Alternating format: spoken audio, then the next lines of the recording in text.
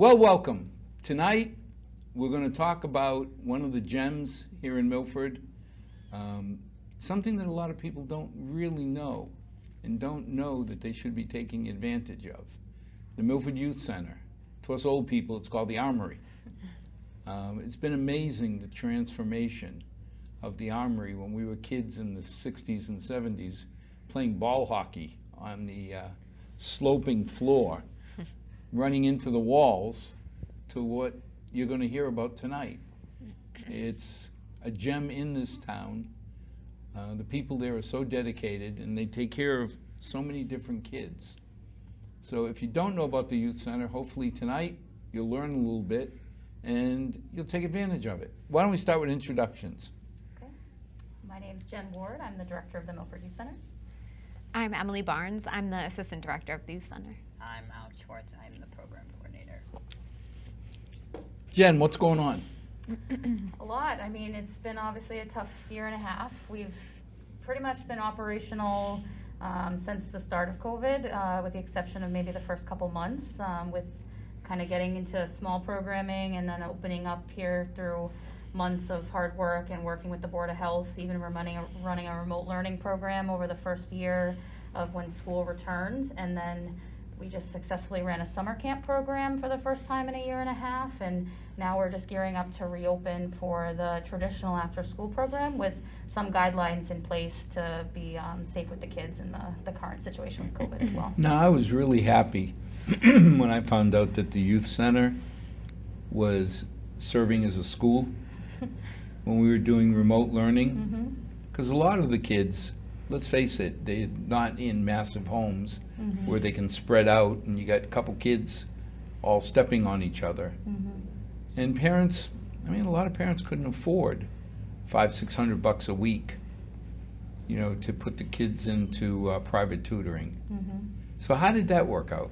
It was a big undertaking. We essentially worked with the town to form a relationship with the Hockomock Area YMCA, where essentially they would run the remote learning aspect of the program. So if your child was cohort A in school Mondays and Wednesdays, cohort B students would show up to the youth center on the days that they were actually remote. So it would help families, especially families that were working, or like you said, they might just need the additional help, to have their kids come in for a normal school day at the actual youth center. So the whole entire youth center was divided into little cohort classrooms, and YMCA ran the learning, as I said, and then the kids would transition to us in the afternoon for programming, like more so that we run during the after-school program, whether it was STEM or arts and crafts or even nutrition.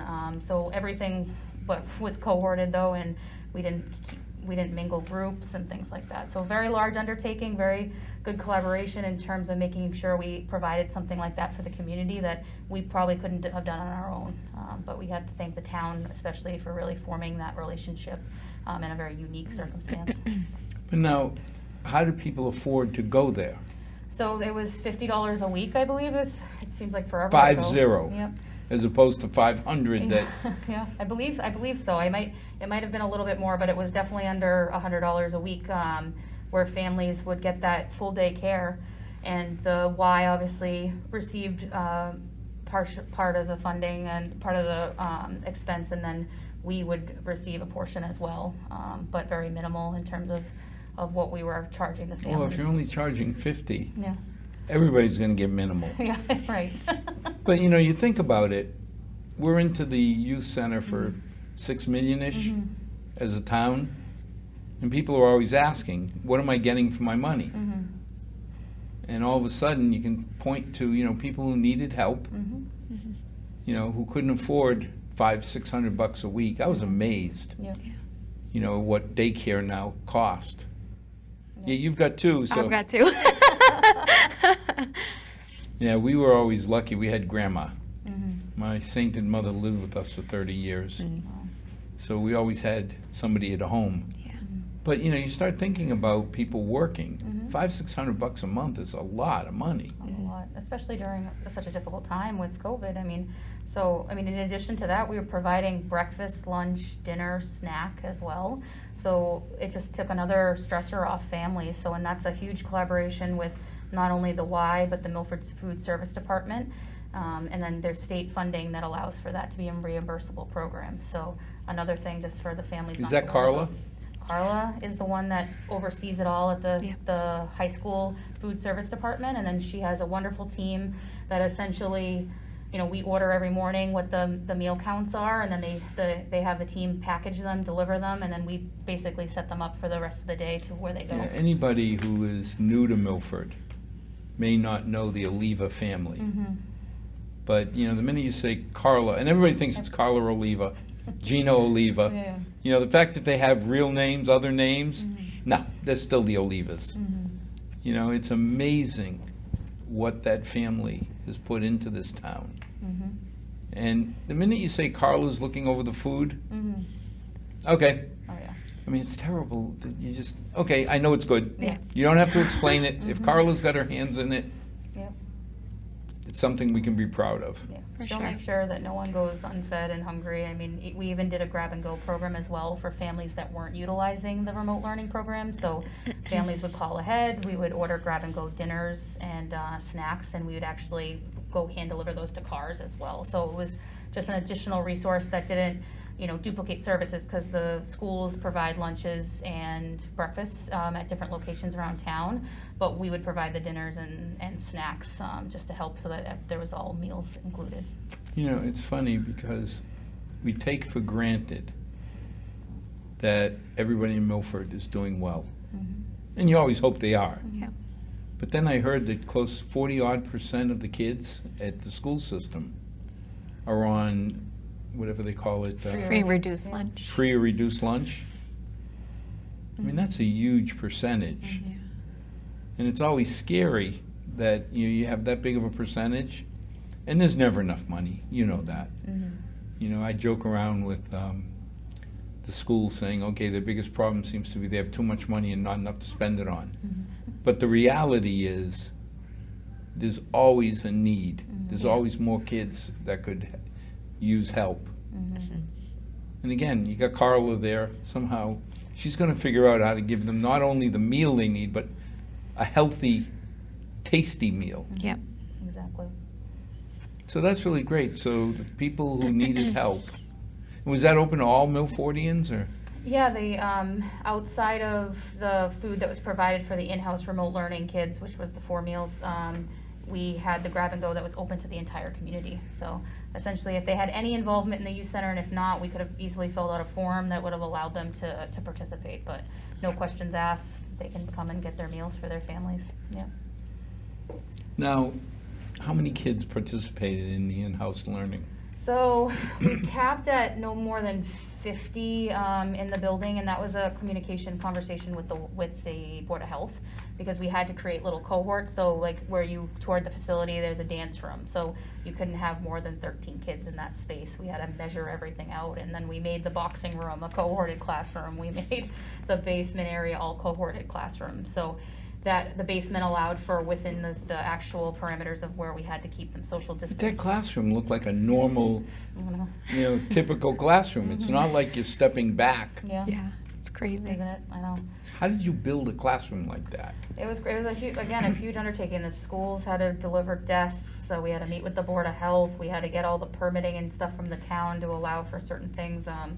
And even with the contract, it was a lot of work. I mean, I was away on vacation having a select board meeting call at 10 p.m. to get the approval before, and it was a very quick turnaround too, because like I told you in that meeting prior, essentially Kevin McIntyre has held a meeting with a lot of community churches and resources and buildings and said, you know, we're gonna have this problem, we need space essentially, and we had the space, but we didn't necessarily have all the resources because of staffing and things like that. So that's why the partner of the YMCA, who had more resources to help with the educational piece, partnered with us.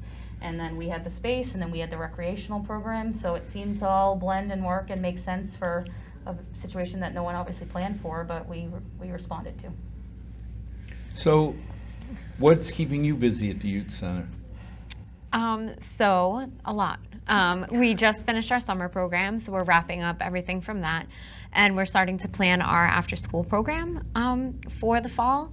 So we're going to be having actually an open house coming up. So we've been planning kind of what our open house is looking like. It's going to be on September 1st from 4 to 6 p.m. Our doors will be open for anybody who may be interested in taking a tour of the youth center, who have kids in the Milford school system who would use our after-school program. So like I said, we'll be open September 1st from 4 to 6 to take a tour, register your kid for after school, meet our staff. So we've been planning that. So how did the summer program go? Because that was always another huge expense for parents. I mean, again, I mean, you have kids and you had summer camp Yeah. expenses, so we keep that affordable because we Very affordable. we run a 10-month free after-school program normally, and then a 6-week summer camp that is paid because it's all day. It does provide the lunches and breakfast, and we have 2 field trips a week. So we have to pay for buses and things like that, but we charge $160. I'm looking at you. $160 a week for Milford residents. So it averages, I think that's $35 a day for Yeah, but full day care. 160, I mean, it's a lot of money no matter what, but compared to regular camps, it seems very affordable. Oh, yeah. I mean, it's probably even half of what most standard camps are in like different areas. So it is essentially covers our costs. We have scholarships provided to families in need. So we raised about, I think, $4,500 this year in scholarship funding that went to families in need that couldn't afford the entire cost of the tuition. But again, it includes everything. It includes 8 to 4 care, field trips, food, everything included, T-shirt, and then we have in-town days 3 days a week. So we go to Pheno Pool in the afternoon, weather permitting, and have activities planned inside the center all day for those 3 days, and then we go off-site Tuesdays and Thursdays. And it was a successful, I mean, especially from going over a year without a summer camp, we were a little nervous of what it was going to look like, especially there were still some COVID guidelines that we had to follow, obviously, and the camp, it was fully masked the entire summer with the exception of outdoor activities.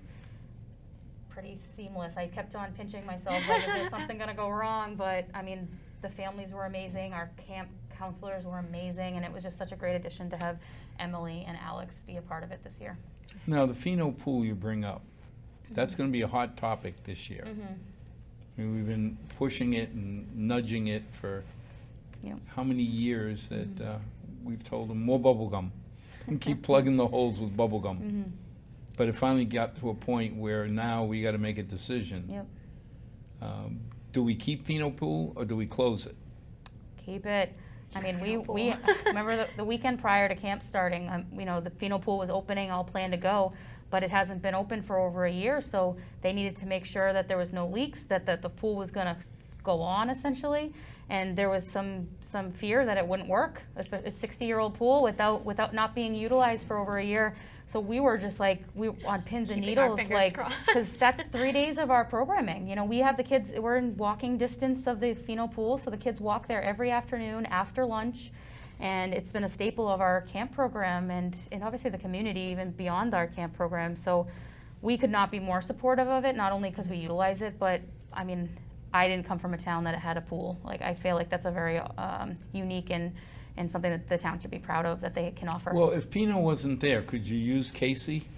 No, that's a state-run pool, I believe. So we've never been able to utilize that because the town, the Pheno doesn't charge us to go down there. Right. They treat us as a fellow department, So I'm assuming that there would be a charge involved, and we'd have to provide transportation to there as well, which would be an added expense. So we try to keep obviously the expense of camp low. So we try to have those 3 in-town days that allow for us to charge what we do. Well, the other thing is, I've always felt Casey is different. Yeah. There's no trees. There's never been a tree in Casey. Yep. And it's not like the Milford Pool, you can take kids of any age. Yeah. I think that brings up a good point too. So for us, many of our kids go swimming in the pool, but for those who are not swimming, we set up a picnic area on the side of the pool and they can play soccer or play wiffle ball. So it provides some shade for the kiddos who are not going into the pool. Yeah, I mean, the shade factor, Yeah. taking your grandkids down there. And you can't just stick them in the pool the whole day. No. But having a blanket and a picnic, sitting there just relaxing. But that's going to be an interesting call because there's a number of us who think of Pheno as Milford, Casey as something. And I'm sure there's a place for it, for the swim clubs, and the organizations that use it. I'm sure it's wonderful. But it doesn't feel like Milford kids. Yeah. I'm going to get yelled at for that, but. So how many kids participated in the summer? We had 30 this year, which is half of what our normal capacity is. So Emily and I met with Jackie from the Board of Health, and that's what we were comfortable with. The guidelines somewhat changed. At first was like a cohort of 25 was the max, but then it was a little bit more loose. So we asked to increase it to 30, essentially half of our normal capacity for camp. So we had almost every single week was full with the 30 so families. We had 30 capacity, but there were some kids who came the whole summer. There were some kids who only came a couple weeks of the summer. So, in total, we probably serviced At least 50 families, I Yeah. think, at least 50 to 50 60. But the 30 limit was self-imposed, Yes. because every year we had, like you say, twice that. Yeah, that was a Board of Health decision. Yeah, it was when we were planning for what our summer would look like. We met with the Board of Health, and they advised us to kind of have a cap on how many we could take due to COVID restrictions. We started planning in April. So at that point in time, that's kind of where the Board of Health felt comfortable with us to have. So how do you pick 30? Well, we had waiting lists, so what we did was essentially, and we're pretty good with this, as long as they registered on time, we had our nurse consultant able to review physicals and things like that. As long as they were registered by the deadline, up until the morning, if somebody called out, we'd call that other family. So we actually provided for pretty much every person that registered, even because it's amazing how people plan vacations throughout the summer. So even one of our busiest weeks is Canopy Lake Park, and I think we had a waiting list of like 8. We called every single family because we had about 6 call-outs that day. And we were able to call every single family and at least offer it to them. So Oh, that's nice. yeah, so we try to do as much as we can to make sure we're providing for what the need is. Of course, I think we would have probably had more people, but they didn't reach the deadline that we needed to have in order to get all the medical information and stuff provided prior Well, to. this past year and a half's been a little loony anyway. Yeah, You exactly. can't use that as a baseline. yeah. So now we're going to run into the fall. Yeah. Nothing to do, no kids. This is where Alex comes into play.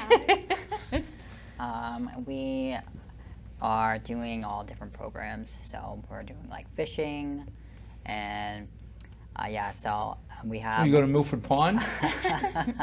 It's run by Bob Gilmore, Oh. and he goes down to Pheno, the pond, and You do go to Milford Pond. They catch a lot of fish down there too. Yeah. It's catch and release, obviously, but Yep. They So. go right to the bridge and they cast in over there and they catch a lot of fish. Yep. There's So fish in the pond? I guess Oh, so. Yeah, he was telling me that he caught like 10 within an hour. Hungry fish. Yep. Yep. They are. Yep. So that'll be on Mondays. Tuesdays we have alternating earth art with Christine Daddario, and alternating Tuesdays would be arts and crafts with Joanna Abrantes. What is earth art? It's all outside. I they hope do- so. Yeah. It's like Miss Jen would not be incorporating. happy if you start bringing dirt onto No, it. oh no. Jen, don't worry about the basketball court. That dirt will go away. It's more incorporating going out into nature and doing some like art stuff while outside, reconnecting back into nature instead of being inside, playing video games and stuff. So where do you go? Normally we just go out on the front lawn, relax in the grass, do stuff like that. Over the summer we did tie-dye out there. It was pretty fun. And the kids love it. Yeah. It's grounding. It's called when you take your shoes off and you put your feet in the ground, and it's supposed to bring really nice energy. And our instructor is she's passionate about this type of stuff. So the kids were literally, I'd come outside, they'd have their shoes off, they'd be lying in the grass, Yep. and then they'd take their turn during the program. And it's nice to see, because we're used to seeing kids, on their phones or, you know, in that game room like Alex said, and if they're not playing like the basketball or activities in the gym. So I was a little like, let's see how this goes. And then the kids loved it, and Christine did such a good job with the program that she's volunteering to continue it with our after-school program. I mean, that sounds great because we keep talking about getting kids active, you know, making sure they're healthy. And yeah, a lot of teenage kids are all self-criticizing about too short, too wide, too this. You know, short ones want to be tall ones want to be short, skinny ones want to be bigger wants to be skinnier. You're never going to get over that. But if you can get them away from the video games, outside doing activities, I mean, that's a great accomplishment on its own. Yep. So now this, even during school times, you do this? So we'll be running this through October, just because, you know, once it's too cold out, it's tough to go I don't out want to go there. stick my feet in the snow. Yeah, neither do I. So we'll be running that all the way through October, weather permitting. Okay. Yeah. And then alternating, we'll be doing arts and crafts. So that'll be inside, you know, arts and crafts projects that they can get into, painting, all that stuff. And then we'll be doing like gym games, like kickball, dodgeball. I think I have planned a 4-square like tournament that I'm gonna do. We'll do nutrition. I think Emily's gonna run that, so that'll be fun. Okay, explain to me, Lucy, how nutrition is fun. Oh, the kid, this is kids actually one of the really most love popular it. projects. Yeah. I was going to say, you're taking away my potato chips and my Cracker Jack, and you're feeding me broccoli, and you're going to try and convince me that that's fun? So here's the thing. We have a garden that we've been growing. A lot of the kids have taken part in growing things in our garden. So some of the nutrition activities that we will be partaking in are using what we've grown in our garden. Oh, okay. So it comes full circle. So they get to eat what they grew. Oh, and that's, I mean, when you're feeding a kid, that's all you need to tell them. And then they'll always try something, and we have a spin on it. Like, sometimes it's not necessarily like, it's not the broccoli casserole that we're making. It might be a spin on something that they can actually do at home really easily, like English muffin pizzas with the stuff that we grow from the garden as varnishes, essentially. So we keep it as interesting as we can, but try to be as nutritious as possible with a lesson at the end of the day, too. My darling bride was growing plants on the deck. It's her and my number 2 ungrateful offspring wanted to come up with something. So they had tomato plants, and they were all depressed that the tomatoes weren't growing fast enough. Yep. So I went out and bought a thing of tomatoes and planted them on. It didn't fool them. No, it didn't. They knew right away that. I thought the purpose was to get tomatoes. I gave them tomatoes.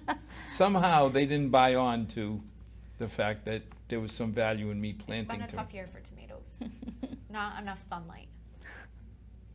That's why I bought the tomatoes. I go to Shaw's, I got all the tomatoes I want. I got little ones, I got bigger ones. It didn't work. Sorry to hear it. So anyway, so yeah, nutrition, you know, we do healthy things, but then, you know, if there's a holiday or something coming up, we'll do a nutrition activity having to do with the holiday. So for example, with Halloween in October, we'll do some kind of fun nutrition activity having to do with Halloween. Maybe like pumpkin-shaped Rice Krispie treats or something along those lines. Rice Krispie treats are healthy? That's when you get to have a fun day. You get to have you a know? fun day because Oh, it's close to the okay. holiday. Yeah, 'Cause I was going to say, Halloween. Pumpkin seeds? Okay. Pumpkin? We have actually pumpkins growing in our garden. Great idea. Yeah. We have pumpkins, 2 or 3 really good-sized pumpkins growing in our garden at the youth center. Feel free to come down, help me plant it. I'm not big into dirt. It'd be fun to do with the kids. They love it. Yeah, now I've got a 5 and a 2, so, well, a 6 and a 2. So, you know, you do things just to be with them. Sure. So what else? We're going to be doing STEAM activities, which is like STEM. They just added the A in for arts. So I think that's science, technology, engineering, arts, and math. Yep. So we'll be doing those kind of activities, alternating Thursdays with nutrition and STEAM.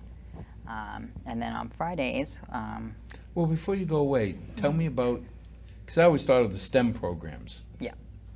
You know, and we were talking with our superintendent about some of the opportunities, especially for the women, the girls in our town, because there's still a real demand to balance out a lot of these engineering geeky schools.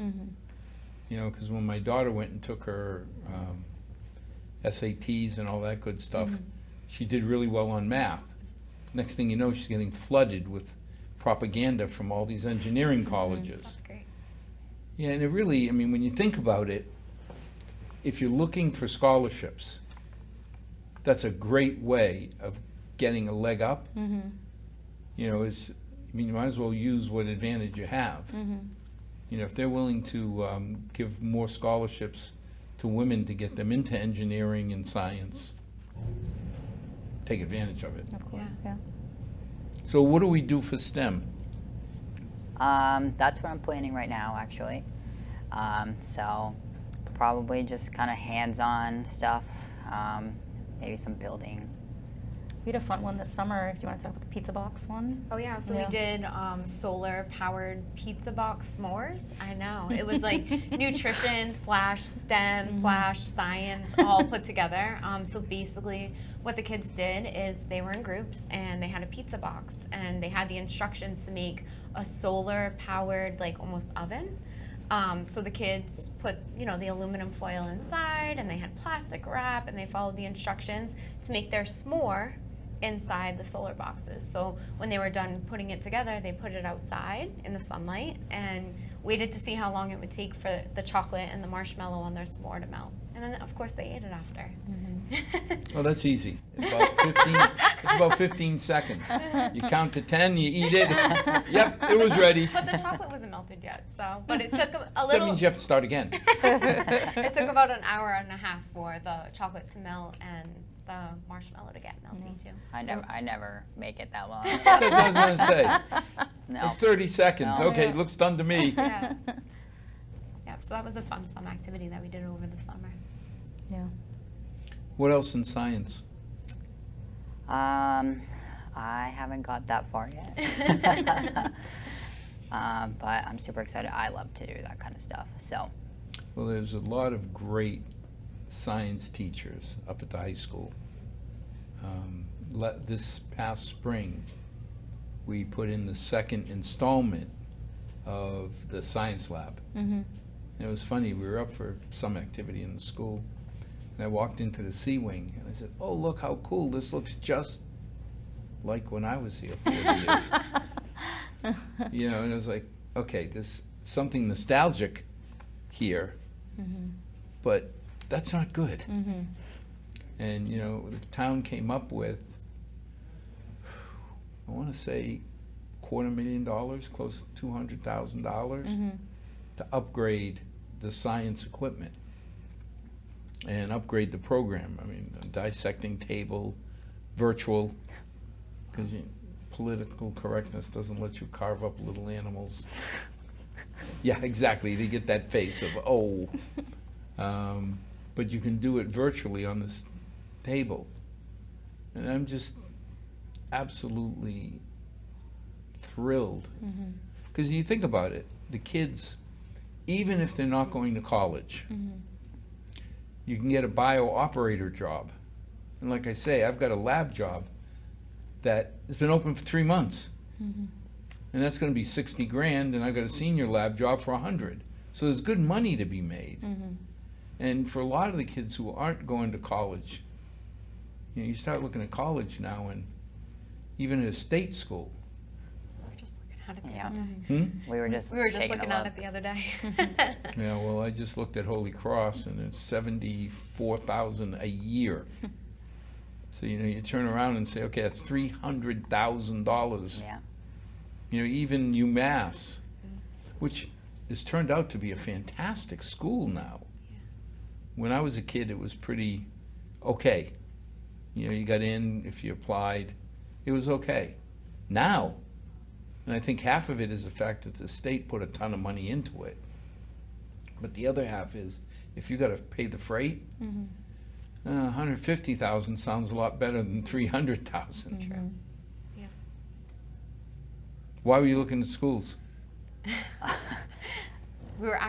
I was looking to find the point of contact for somebody that we could reach out to local colleges to find kids who might want to work at Milford Youth Center. Oh. So I was like clicking around anyways, and I was like, oh my gosh, you know what the tuition is at Dean College?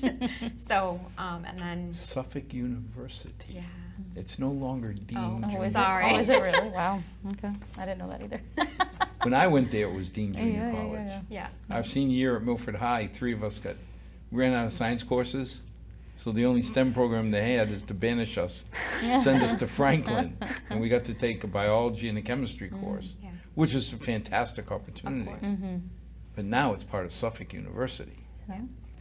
But that definitely leads into, before, I know Alex has one more program to talk about, but we are hiring and we really do need some part-time help, and whether you want to either work for us for part-time, or Alex actually handles volunteers as well. So if you'd like to volunteer, you go to Alex and he'll connect you with a meeting and to schedule either helping pass out dinners, or watching the gym or the craft room, or running a program or the game room, and then Or if you're interested in a job after school hours, you can apply for the position right online, exactly. right at our website. Yeah, but that sounds like a great spot if you're running into the theoretical empty nest. I keep thinking I'm going to have an empty nest. The birdies keep coming back, which I wouldn't have any other way. But you know, if you think about it, everybody went through the culture shock of. I mean, right now you can't relate because you've got kids at home eating up your whole day, They do, right? for sure. All of a sudden, they're gone. I can't imagine. Oh no. I remember the first time we took Ungrateful Offspring #1 to college. You're all excited. Your little girl is going to college. You move her in, and then you come home. It took me 6 months. My wife was so mad at me because I kept closing her door. Oh. Every time I walked by her door, it felt like this black hole. Yeah. You know, that she'll never be, I thought they'd never be She's back, right? She's back. They come The over a second couple one's times, 2 times a week. We set up a gym in the basement, so that way my daughter and her husband Can come work out. come work out, Nice. and they can't bring the kids to the workout area because they get in the way, so they force us to play with them. Force. Yes, Force. yes. They force us to play with the grandkids. Yeah. That's fun. But I mean, for somebody in that situation, Yeah. you know, especially you figure there's a lot of chemists, biochemists around, they could help the kids down at the youth center with just basic chemistry knowledge. Yeah, definitely. I mean, it will have to happen, of course, when their kids are more in their school year, but we have a lot of retired teachers or that come and help with tutoring, things like that. So we'll take anybody, we have to run a Corey background check, of course, to be safe, but we like to add new programs, whether it's a specialty or just to like I said, monitor or help with food programs. So anything is set for the volunteer, and then employment. And we actually have an AmeriCorps position available too. It's a 10-month full-time position that's available through a grant that we receive. Essentially get a full-time staff for $7,500 for 10 months, which is a pretty good deal. So we're blessed to have an amazing one over COVID, Gwendolyn Volterra, but she's now in grad school. So we have a new position open that we'd like to fill for September, but that's available online as well to apply It's for. a shame when the little ones grow up and go off and get real jobs. But we're so proud of her. So proud of her. She made it. She really helped during a difficult time during COVID. She was a blessing to have. But Alex has one more program to discuss as well. Yep. So Fridays, we have Carly Foth, who's going to be running what's called Fit Fun. So it's like a fitness program, but it's fun. Oh, And that's actually sponsored by the Milford Regional Medical Center. Oh, cool. Okay, fit, fun. I guess if you're a kid, exercising is still fun. You'd be Right. surprised. We had to do a lot of, we did it ourselves during, not the remote, the extended day remote learning program. Yeah. Because it's hard to get kids active. It really is. So we would do the programming with them so that they get them up and running and Motivated, stuff. yeah. Mm-hmm. And it is fun. I enjoy fitness, but I had a lot of fun in Carly's class, and Yeah. she does a lot of teaching the kids how to do the exercises the right way. So she has them do that first. She stretches them out, and then usually the class ends with a fun gym type game. So soccer or dodgeball or something like that. So she teaches them the exercises, and then they end on a high note with the game. I was going to say, you can tell by my rotundness that exercise is something I should do much more of.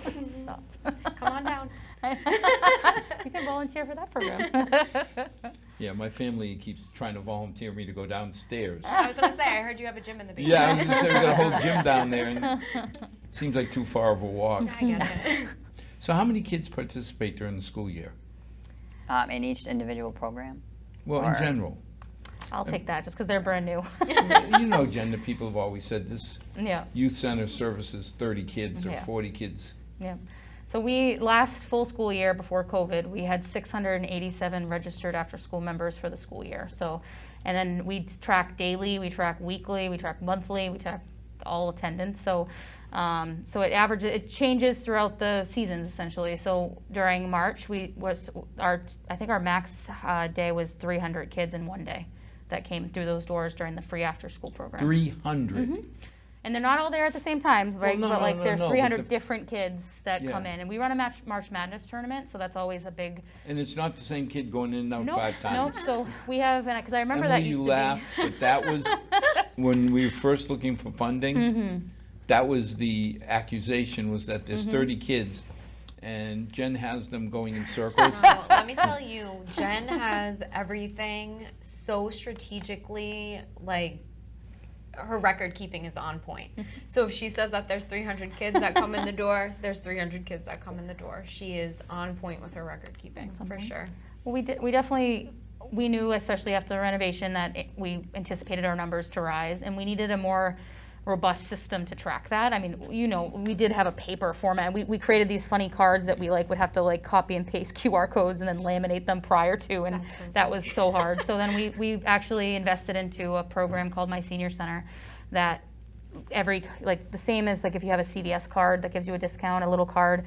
So that's tracked to an individual person, and then they sign themselves in, they sign themselves out. That's how they sign up for programs. We use all their data for grants in terms of our registration information in terms of demographics and things like that. So we can track the time the kid signs in, the time the kid signs out, how many sign in and signs out, and it tracks unduplicated versus duplicated.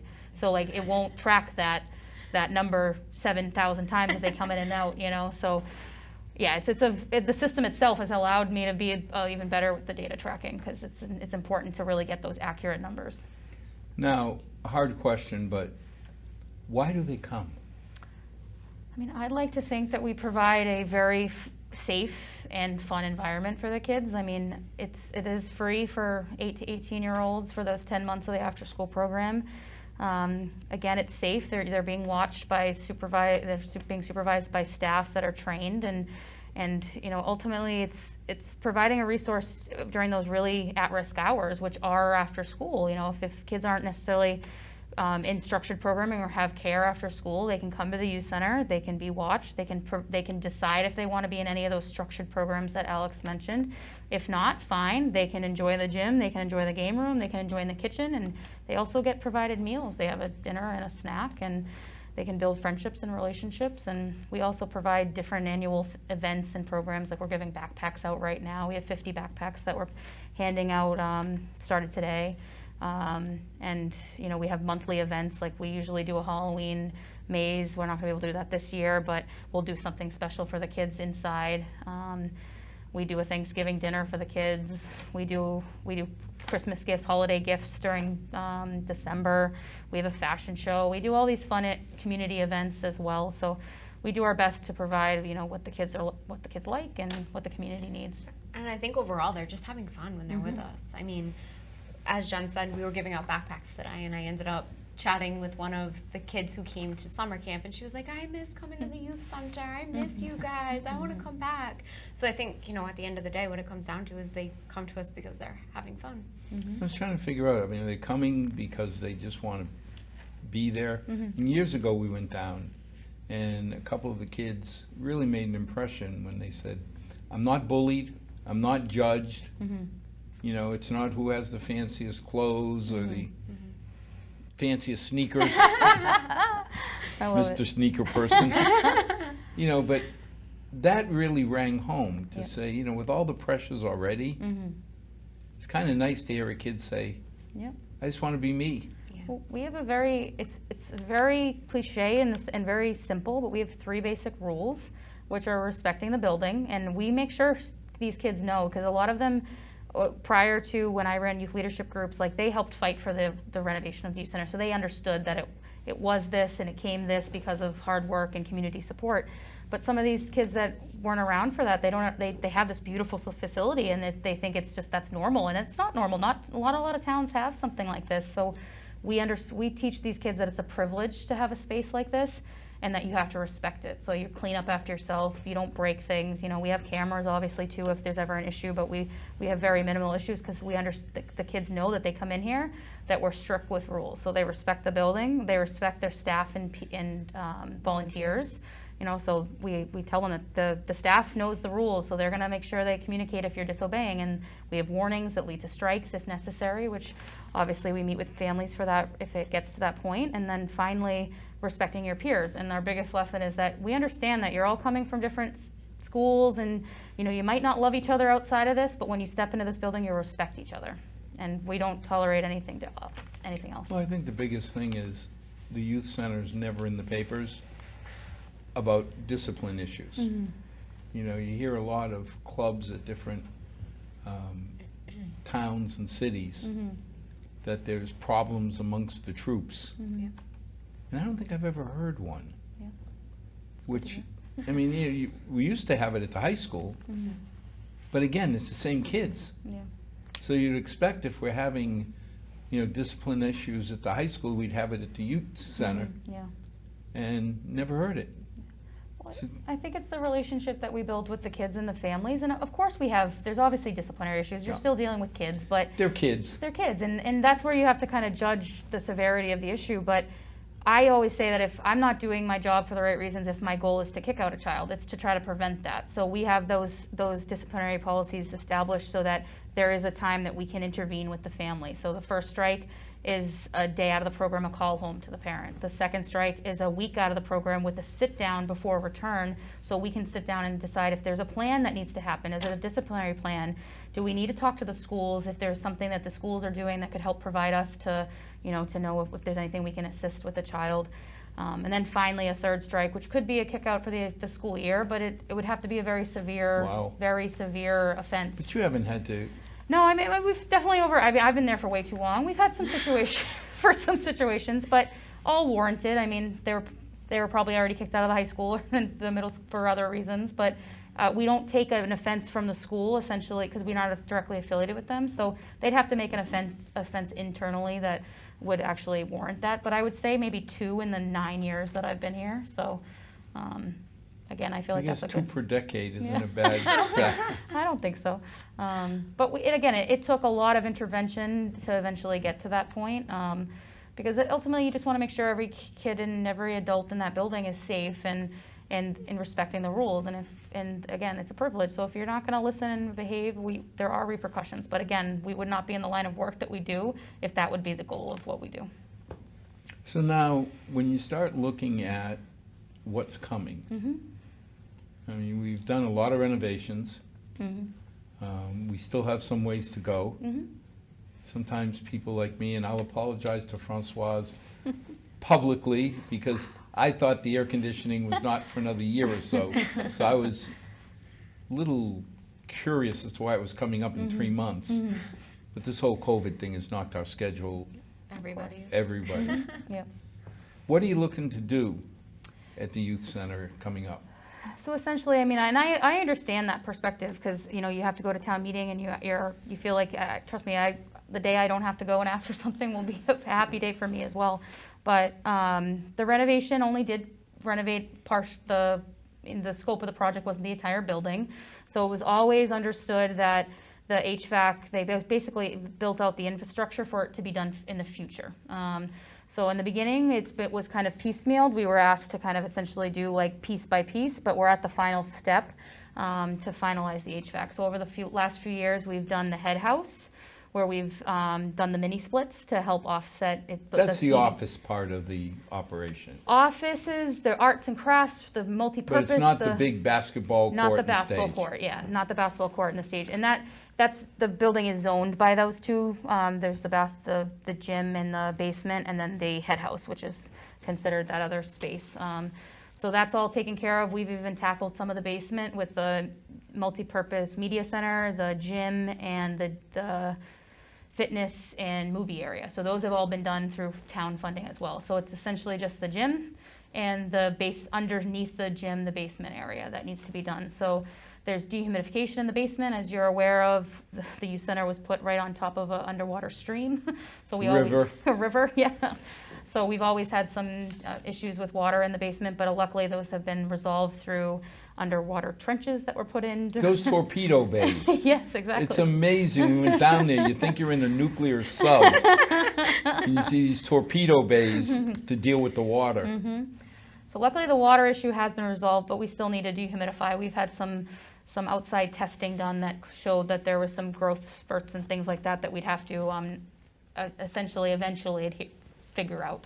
And then the gymnasium, it's heated, but it has no airflow. So in order to maintain the beautiful new gym, and really for health purposes, it's called swamp air, is what when you breathe in, if there's no air circulation. So we essentially have ventilation fans, but that's not a really universal approach to help airflow, because especially if you have to have windows open, which isn't a permanent fix if it's hot out or it's humid I was out. going to say, and now all of a Winter. sudden your operating expense goes through the ceiling. Yeah.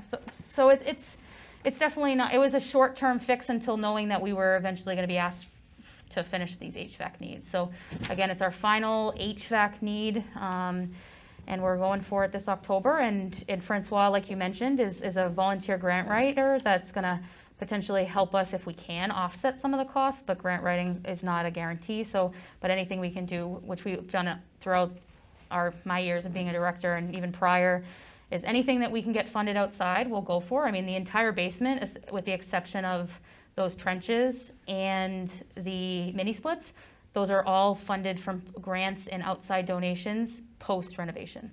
So that entire basement, from floor to ceiling, from the dance floor that we just got finished by Consigli, I mean, it's been all outside support. So we're very proud of that. We try to finish those spaces as much as we can. We've raised $50,000 for that dance multipurpose media center, which we've donated to in the past.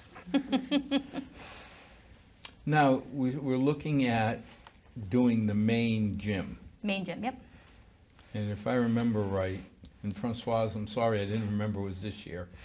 I thought it was next year, but we had put, what, 30,000 into a study? Yep, 30,000 into the engineering, design work, and boiler study. Essentially, it was what it all wrapped into. Yep. And we were pretty transparent when we said to town meeting, you're not voting for 30 grand. You're voting for $500,000. Because the minute we start, it's a shame to go into 30 and then throw it away. Of course, yeah. So, I don't see a huge negative feeling, because we already knew as town meeting members that this was about $500,000, not about 30 grand. Will you speak at town meeting for me on that? I would love that. I don't think I have a choice. I promised you I would when we did the 30. Yep. But that's important when we look at addressing town meeting, because I'm absolutely against the sneaky, ask you for 20 grand and then come back and say, we already spent 20, but we really need 100. Yep. We did that when we leased the computers at the high school, where we asked for 30 grand, and I got up and said, you're not voting on 30, you're voting on 90. This is a 3-year plan. And you can't, in the middle of a lease, say, never mind, take them back. So I can't see where I mean, you're gonna get some resistance. Of course, yeah. That's Anytime you're anticipated. spending money, Mhm. and you should get resistance. You know, especially, you know, from us on the FinCom, I mean, my $2 and some cents for my coffee, it's my money. I worked for it. I can spend it. I don't have to justify it. But if it's your money, you know, we got to keep remembering that Milford's doing well, but we got a lot of people, the people who built our town, who are living on Social Security. And that's, you know, $1,500 a month. So every single dollar, and it's not something that's an option. We owe these people, because Milford wouldn't be what it is if it wasn't for the people who grew up here, who stayed here, who have their family here, who make it so special. Of course. So then the air conditioning. Yep, Now, will that help you rent it? definitely. Yeah, I think so. Because I remember you think it brought will. up the fact that there's parts of the year where without air conditioning, you can't rent out the gym. So the gym is definitely very hot during the summertime. We can open the windows, but if it's hot outside, it's only sticky and humid inside. So there's no real, I mean, it's not going to be Yeah, cool it's in 80 the some gym. degrees inside, Yep. 90 outside. Open the windows. Right. Yeah, exactly. Right. Yeah. So it's very hot in there in the summertime. Who rents the youth center? So Very we get lots of rentals, Yeah. actually. We have lots of Milford groups who come in and rent after our after school program. So we have cheer groups, we have basketball groups, softball groups, and baseball groups. We have quite a few athletic groups who come in and rent out the youth center. Well, I remember years ago when we called, because the Special Olympics, I think it was basketball, Yep. couldn't find a basketball court to practice on. Yep. Yeah. We called down to the Evergreen Center, and Bobby Littleton made his facility available, made his soccer facility available. But still, there was more. I mean, it's a great problem to have, more kids than spaces. And if I remember, you gave them some time each week. Yeah, we offered it again this year. They said they didn't need it this year, but we offer the free rental part for the Milford Special Olympics. Yeah. But see, that's nice, because these are the parents who paid for the youth center. You know, when you think about it, they're residents of Milford who pay for it out of their tax dollars. Yeah. Now we can help them back. Yeah. Exactly. And we are taking rentals right now. Mm-hmm. We are available to rent out our gym or batting cages. You know, after our after-school program, we do have COVID protocols in place right now just to keep everything safe. But if you are interested in renting, the information's online to get in touch with me. I work directly with the rentals and would be happy if anybody was interested in a rental. Yeah. And what my board did, especially over COVID, was we realized, I mean, the rental revenue is a third of how we really sustain our programming. That's free. And so Really? Yeah. Yep. So that's how we pay for our part-time staff. That's how we pay for any program item. We do have a maintenance budget, but any additional things that we might need to spend, you know, we use from a revolving account where all that rental revenue comes in. So it really is, even more so during COVID, because TDA wasn't able to operate, which is another third of our revenue. Teachers Driving Academy, they give us a portion of their each student fee. So it's a huge revenue They drive source. in the gym? No. They Is just it little cars and little people? No, they just donate usually about up to almost $25,000 a year. Yeah. Wow. I know. So Teachers Driving Academy has been a blessing to us, but they won't return into the schools. They're all virtual right now, so they're anticipating in January. So we've been almost 2 years without that revenue. So rentals are huge, but we realized that we weren't the only ones hurting during COVID. These groups that were trying to go back into programming, so our board made a discount, a COVID discount towards rentals. So we offset costs by 25%. So we were That's still nice. getting revenue, but then these organizations could still utilize our facilities. So we're always willing to work with, it just Well, has to but go I mean, towards the something board. like that tends to be an investment. Because if they see you helping them when they're hurting, they're more likely to stay when things get good, That's what we hope. Yeah. Yeah, or come back. Yeah. We Yeah. hope so. yeah. So are there any programs, Alex, that you want to do that you can't yet? I'm not too sure. I think what we have for September and October, I'm super excited about. We are adding, I'm super excited to add Milford TV to October. So we're going to partner with them. So that'll be cool. You used to bring a bunch of kids down here. I told Emily recently about that because Evie, which I kind of have to segue into, a lot of these kids that we used to bring here, we actually were able to employ this year because of a grant we received through the state. It was a youth work program, which essentially allowed for income eligible youth to get summer employment at no cost to us. So we received over $80,000 from the state to employ youth, and some of those kids, I just can picture them being on your screen with you, and Evie was one of them who was... Evie was a trip. Isn't she? I don't know about now, but when she came down here, She's awesome. she made herself known. Yep, You knew when exactly. Evie was in the house. Right. She's very sweet. So she actually worked for our summer camp program, and she also worked for the town hall. She was in the treasurer department. So we helped offset costs to a lot of local town departments. So we had youth at the Highway Barn, we had them at Milford TV, we had them at the youth center, we had them at the Milford Food Service program, Parks Department. So essentially we had over 16, I believe, that finished the program. Department too. What one? Custodial The department, custodial, yeah, with the town facilities department. So it's an amazing program through Mass Hire and through Commonwealth Corporation and the state that allows the funding to come to the town. And then we were considered the awardee that could help facilitate it. So I had an amazing admin team of 4, the Bonvino sisters, Sam and Maddie, Kenny, and Reagan McGrath, that ran the program from the ground essentially and was able to really get these kids not only employment but work readiness skills. So there was a certain aspect of the program that allowed for like financial literacy and essentially anything that would really get them set up for the future. Now, Yeah. if somebody wants to donate, how do they donate to the Milford Youth Center? So that kind of segues into our kind of event that's coming up on September 17th. So for the last 2 years, due to COVID, we haven't had our largest fundraiser of the year, which is our St. Patrick's Day annual fundraiser at Craft Fruits. So this year, we're honoring 2020 tickets that were purchased, so you can still get your free beer from Craft Fruits. We'll have the list, and if you have your ticket, you can bring it. We're not selling more tickets this year because we understand, again, people have had a hard time. We did sell a lot of tickets, so we're going to honor those. And we're going to have raffles there, and we're going to have like a donation bucket, essentially, if people would choose to donate. And then we're also offering we're going to present our 2021 Community Appreciation Awards, which is my favorite part of the event because we realized we really could not do anything without the community. And of course, we're going to donate because you're going to line up all these little kids Yeah. with their little faces. Well, they're not going to be at Craft Fruits. But that's the problem. You're looking at these kids and you say, "Oh God, yes, I got to throw." Say no. You can't. Yep.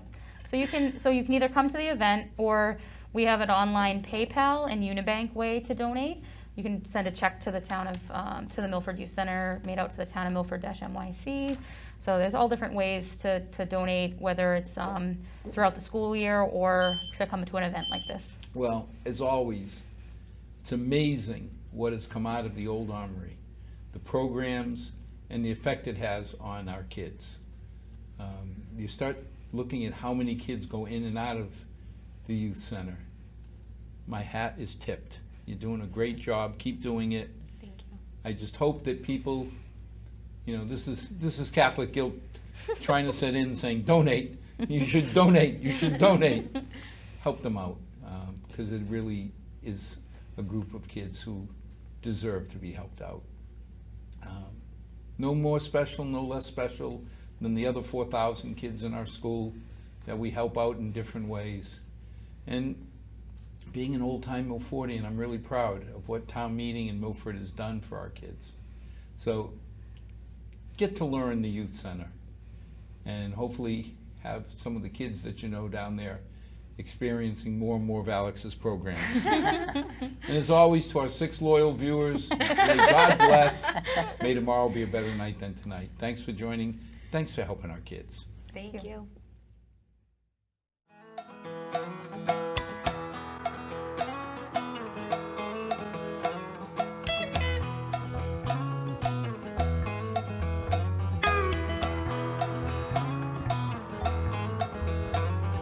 Not too long since I've been home. Been not just